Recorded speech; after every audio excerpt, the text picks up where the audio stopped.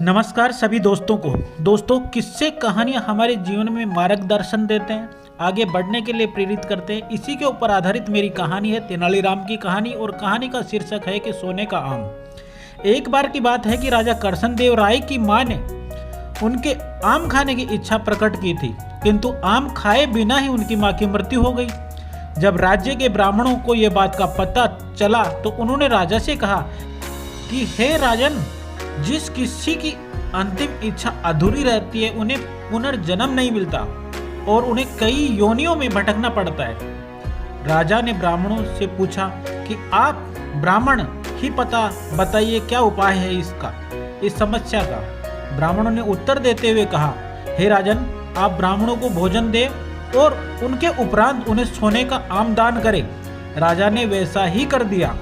जब तेनालीराम को बात पता चली तो अपनी कुशाग्र बुद्धि के कारण वो समझ गए कि ब्राह्मणों ने राजा को मूर्ख बनाया है। तभी तेनालीराम को एक तरकीब सूझी और उन्होंने ब्राह्मणों से कहा कि मेरी माँ की भी मृत्यु हो गई है और उसकी भी एक अंतिम इच्छा अधूरी रह गई है, लिहाजा ब्राह्मण महोदय मेरे घर आकर भोजन और दान ग्रहण करें। ब्राह्मण नियत नहीं समझ पाए थे और कुछ मिलने की आस में तेनाली के घर पहुंच गए।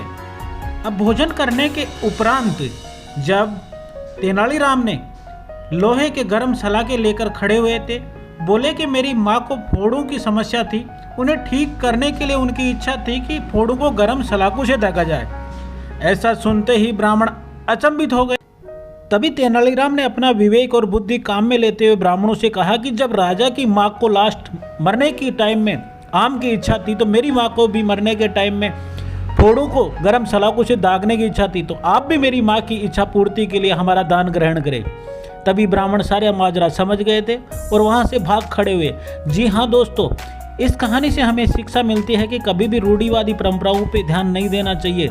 जिस प्रकार से राजा को बेवकूफ़ बना के ब्राह्मण सोने का आम लेने की चेष्टा कर रहे थे। जी हाँ दोस्तों, कैसी लगी ये कहानी? अगर आपको अच्छी लगी तो प्लीज़ हमारे चैनल को लाइक शेयर सब्सक्राइब जरूर कर ले, ताकि आपको आगे भी मिल सके ऐसे ही प्रेरणादायक वीडियो। तब तक के लिए जय हिंद।